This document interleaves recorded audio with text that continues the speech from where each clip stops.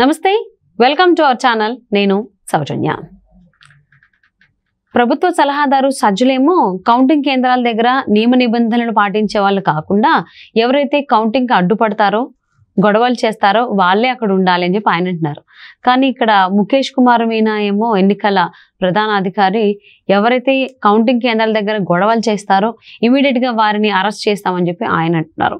So మరి వీరిద్దరి మధ్యన కౌంటింగ్ రోజు గొడవలు జరిగేటువంటి అవకాశం ఉందా, మాటామాట వచ్చేటువంటి అవకాశం ఉందా, అసలు ఏంటి ఈ అంశానికి సంబంధించి వారి విశ్లేషణని మనతో పంచుకోవడానికి ఈ రోజు మనతో పాటు ఉన్నారు సీనియర్ జర్నలిస్ట్ డివిఎస్ గారు ఉన్నారు. వారితో మాట్లాడదాం. నమస్తే అండి. నమస్తే. సజ్జులేమో వాళ్ళ ఏజెంట్లకి కౌంటింగ్ కేంద్రాల దగ్గర నియమ నిబంధనలు పాటించే వాళ్ళు వద్దో, ఎవరైతే కౌంటింగ్కి అడ్డుపడతారో అడ్డంగా వెళ్ళిపోయి గొడవలు చేస్తారో వాళ్ళు అక్కడ ఉండాలి అని ఆయన అంటున్నారు. కానీ ముఖేష్ కుమార్ మీనా ఏమో ఎవరైతే గొడవలు చేస్తారో వాళ్ళని ఇమ్మీడియట్గా అరెస్ట్ చేస్తామని ఆయన అంటున్నారు.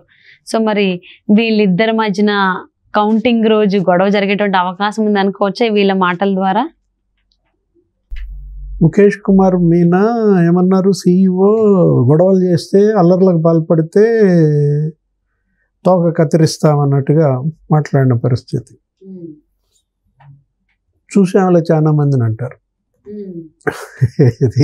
ఇది ఆంధ్రప్రదేశ్. ఇది అక్కడ ఉన్నదంతా కూడా మామూలు వ్యక్తుల నేరగాళ్ల స్వర్గంగా మారినటువంటి పరిస్థితుల్లో క్రిమినల్స్ హెవెన్ ఏంటి ఆంధ్రప్రదేశ్ గత 5 ఏళ్లలో ఒక రకం నేరం కాదు, అన్ని రకాల నేరాలకు కేర్ ఆఫ్ అడ్రస్, సంప్రదించాల్సిన చిరునామా ఆంధ్రప్రదేశ్గా మారిన దీంట్లో ముఖేష్ కుమార్ మీనా గారు నేను ఊరుకునే ప్రసక్తే లేదు, కౌంటింగ్ హాల్ దగ్గర మీరు ఏమాత్రం గొడవలు చేసినా అంటే వాళ్ళు అనే మాట చూసాంలే చాలా మందిని అంటారు అన్నమాట. అఫెండర్ వీళ్ళేంటి హ్యాబిచువల్ అఫెండర్స్. ఎవరు ఒక నేరం కాదు కదా, పదే అనేక నేరాలకి చేయడానికి అలవాటు పడినటువంటి వాళ్ళు వీళ్ళని దారిలోకి తీసుకురావటం అనేది ఏంటి, ఇది మదపుటేనుగుగా మారింది. మదమెక్కిన ఏనుగుని నువ్వేం చేయాలా, సూత్తే గుచ్చితే ఆగుద్దా, అంకుశంతో పొడవాలన్నమాట. సరే నేను అంకుశంతోనే పొడుస్తాను అంటున్నాడు ఈయన, చూడాలి. ఎందుకంటే మనం పోలింగ్ నాడే చూసాం. పోలింగ్ నాడేంటి, నీకు 250 కంపెనీల బలగాలు ఉన్నాయి, 1,10,000 మంది పైన పోలీసులు ఉన్నారు. కర్ణాటక నుంచి తెచ్చారు, తమిళనాడు నుంచి తెచ్చారు, మామూలుగా CRPF కేంద్ర పారామిలిటరీ బలగాలన్నీ వచ్చినా కూడా అడ్డుకోలేకపోయాయి. హింస మనం చూసాం, తలలు పగిలాయి. తెలుగుదేశం పోలింగ్ ఏజెంట్ గొడ్డలితో తల మీద కొట్టారు కదా, అసలు ఎమ్మెల్యేనే నీకు EVM నెలకేసి కొట్టారు కదా, అడ్డుపడినటువంటి ఏజెంట్ తలబద్దలు కొట్టారు కదా. ఏ విధంగా అసలు ఆ పోలింగ్ నాడు అంత జరిగింది. మళ్ళీ పోలింగ్ అనంతర హింస కూడా చూసాం. ఏది తగలబెట్టారు, మామూలుగా తగలబెట్ల, వాహనాలు తగలబెట్టారు, పార్టీ కార్యాలయాలు తగలబెట్టారు, ఇళ్ళు తగలబెట్టిన దీంట్లో పోలింగ్ నాడు జరిగింది, పోలింగ్ అనంతరం జరిగింది. ఇప్పుడు వస్తుంది కౌంటింగ్. 4వ తారీఖు కౌంటింగ్ అంటే ఇదొక అగ్ని పరీక్ష అన్నమాట. ఏది కేంద్ర సంస్థలకు కానీ పోలీసుకు కానీ మరి ఎన్నికల వ్యవస్థకే ఇది సవాల్ విసురుతోంది. ఇక్కడ నేర వ్యవస్థ వేళ్ళునుకు పోయిన దీన్ని పెకిలించటం అనేది మీనా వల్ల అవుతుందా? అప్పుడు సజ్జల గారు ఏమన్నారు, మేమున్నాం మీరు దిగండి అంటాడు. దేనికైనా సరే మీరు పొరపాటైనా సరే, ఏ పొరపాటు చేసినా పర్వాలేదు, ఏ తప్పులు చేసినా పర్వాలేదు, మన లక్ష్యం వైపు వెళ్ళాలంటున్నాడు. ఏంటి లక్ష్యం? వీళ్ళ టార్గెట్ ఏంటి?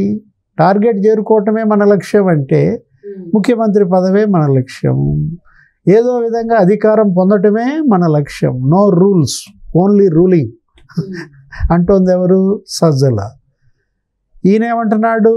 ఓన్లీ రూల్స్ అంటున్నాడు. ఎవరు? మీనా. ఇది సజ్జల మీనా వర్సెస్ కాదు, ఇదేంటి వ్యవస్థల మధ్య యుద్ధం జరుగుతుంది.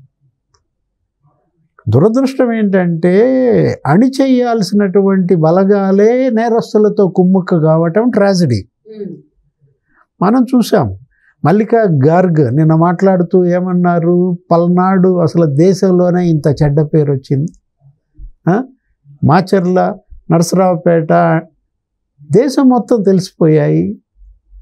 తెనాలి కూడా జాతీయ మీడియా మొత్తం చూపించిన దీంట్లో ఒక ఎమ్మెల్యే ఏం చేశాడు, ఈవీఎం నెలకేసి కొట్టాడు. పోలింగ్ ఏజెంట్ల తలలు పగలగొట్టారు. మొత్తం అల్లరల్లరి అయినటువంటి పరిస్థితుల్లో ఆమె మల్లికా గార్గ్ ఏముంది, పోలీస్ వ్యవస్థని చాలా తప్పు పట్టింది.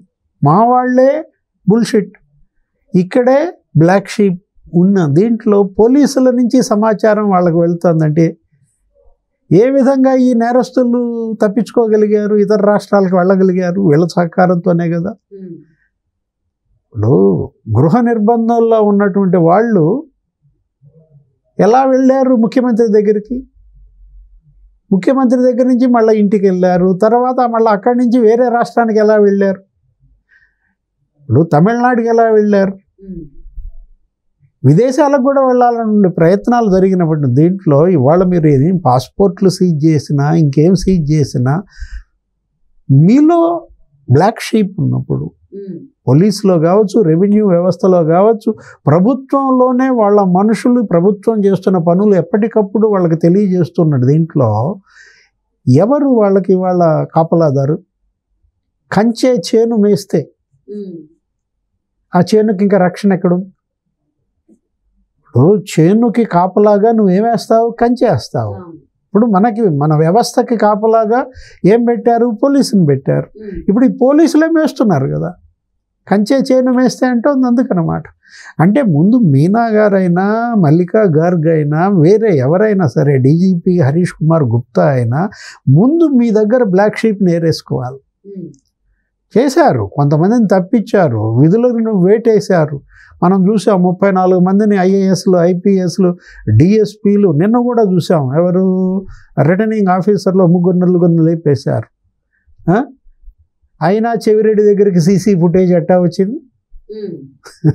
పద్మావతి వర్సిటీ స్ట్రాంగ్ రూమ్లో ఉండాల్సినటువంటి సీసీ ఫుటేజీ మీరు ఇవ్వకుండానే చెవిరెడ్డి దగ్గరికి వెళ్ళిందా?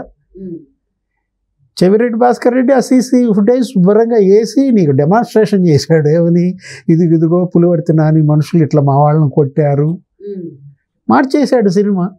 అంటే సీసీ ఫుటేజ్ మీరే అతనికి ఇచ్చారు. ఆ సీసీ ఫుటేజ్ మీరు ఎందుకని ఇంటెలిజెన్స్ వాళ్ళకి ఇవ్వలేదు? ఎంక్వైరీ ఆఫీసర్కి ఎందుకు ఇవ్వలేదు? సిట్కి ఎందుకని ఇవ్వలేదు? పద్మావతి వర్సిటీలో ఆ రోజు జరిగినటువంటి గొడవలు, పులివర్తి నాని మీద హత్యాయత్నం, అదంతా మనకు ఎలా తెలిసింది? మీడియాకి కానీ మీకు కానీ ఎలా తెలిసింది? నాని కారులో నుంచి, డాష్ బోర్డులో నుంచి తీసిన విజువల్స్. వాళ్ళు ముందు నడుస్తూ నానికి సైడ్ ఇవ్వకపోవటము, నాని మీద దాడి చేయటము, ఆ సమ్మెట కూడా చూసావు కదా, సమ్మెటతో కారుకు బద్దలు కొట్టటము, హత్యాయత్నం. ఇవి ఎలా వచ్చాయి? కారు డాష్ బోర్డులో నుంచి తీసిన విజువల్స్ కనపడుతుంది నీకు స్పష్టంగా. మరి అక్కడ విధ్వంసం జరిగింది, అతనికి హత్యాయత్నం జరిగింది, దాని మీద సిట్ వేశారు. పల్నాడు మీద, తిరుపతి మీద, చంద్రగిరి, వాటన్నిటిపైన. ఆ సిట్కి ఇవ్వాల్సిన సీసీ ఫుటేజ్ ఏమో లేదంటారు, రికార్డు కాలేదంటారు, సీసీ కెమెరాలు పనిచేయలేదంటారు. కానీ ఫుటేజ్ ఎవరి దగ్గరికి వెళ్ళుద్ది? ఇప్పుడు అంటే ఏంటి? బ్లాక్ షీప్ ఎక్కడుంది?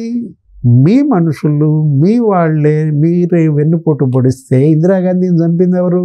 ఇందిరాగాంధీని బయట వాళ్ళు చంపలా, వేరే వాళ్ళు చంపలా. ఇందిరాగాంధీ గన్మెన్లే ఆమెని చంపేసిన పరిస్థితుల్లో ఇవాళ ఆంధ్రప్రదేశ్లో నేరగాళ్ళు ఇంత పేటరేగిపోయారు. క్రిమినల్స్ ఏమనంటారేంటి అంటే, క్రిమినల్స్కి షెల్టర్ ఇస్తోంది పోలీస్, క్రిమినల్స్కి బాడీ గార్డులుగా మారింది పోలీస్, కోర్టులుగా మారారనమాట కొంతమంది పోలీసులు.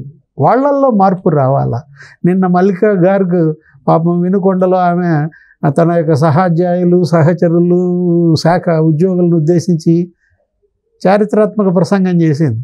ఆమె ప్రసంగం ఎక్కువ డబ్బుకు గడ్డి తినే బ్యాచ్ వచ్చేసిన తర్వాత అందుకే అంటే ఎన్నికలు జరిగిన పోలింగ్ జరిగిన తర్వాత ఇలాంటి సంఘటనలు జరగడం వల్లైనా రాష్ట్ర ప్రధాన ఎన్నికల అధికారి ముఖేష్ కుమార్ మీనా ఎవరైతే కౌంటింగ్ రోజు గొడవలకు దిగుతారో వాళ్ళని ఇమీడియట్ గా అరెస్ట్ చేస్తాము, అండ్ రిజల్ట్స్ వచ్చిన తర్వాత ర్యాలీకి కూడా పర్మిషన్స్ లేవని చెప్పినందుకు 144 సెక్షన్ నీకు 2 కిలోమీటర్ల వరకు ఉంటుంది. సీసీ కెమెరాలు ఉంటాయి, మొత్తం కేంద్ర పారా మిలిటరీ బలగాలన్నీ దించుతారు. 25 కంపెనీలే ఉండేది, 250 కంపెనీల వల్లే కాలేదు, 1,00,000 మంది పోలీసుల వల్లే కాలేదు. 25 కంపెనీలు ఆపగలవా? కాకపోతే ఒకటి, ఇక్కడేంటి వీళ్ళు కాపలా కాయాల్సింది కౌంటింగ్ వరకే, మొత్తం ఊరంతా చూడాల్సిన పని లేదు, నగరం అంతా చుట్టేయాల్సిన పని లేదు. ముందు మీరు భద్రంగా ఉండండి, ఎవరు అధికారులు భద్రంగా ఉండండి, అక్కడ ఉన్నటువంటి ప్రతిపక్షాలను భద్రంగా ఉంచండి, ప్రజా తీర్పుని భద్రంగా ఉంచండి. ఇవాళ ప్రజా తీర్పుని కాలరాసే కుట్రలు, ప్రజాస్వామ్యాన్ని చెరబట్టే కుట్రలు, అది గనక జరిగితే, వాళ్ళు ఇచ్చిన ప్రజా తీర్పుని గనక కాపాడలేకపోతే వీళ్ళని చరిత్ర క్షమించదు. సో మరి సజ్జులేమో ప్రభుత్వ ప్రధాన కార్యదర్శి కౌంటింగ్ రోజు గొడవలు చేయండి అని చెప్పి ఆయన ప్రేరేపిస్తున్నారు. బట్ రాష్ట్ర ప్రధాన ఎన్నికల అధికారి ఎవరైతే గొడవలు చేస్తారో వాళ్ళని ఖచ్చితంగా అరెస్ట్ చేస్తామని ఆయన అంటున్నారు. సో మరి కౌంటింగ్ రోజు అసలు డెవిల్ ఈజ్ బ్యాక్. సో మరి ఇప్పుడే వాళ్ళ అడుగు పెట్టింది డెవిల్, ఇప్పుడు ఏం జరుగుద్దో చూడాలా. సో మరి 4వ తారీఖు ఏం జరుగుతుంది, ఎంతమంది కార్యకర్తలు వైసీపీకి సంబంధించి ముఖేష్ కుమార్ మీన అరెస్ట్ చేయబోతున్నారు ఏంటని చూద్దామండి. Thank you so much. నమస్తే.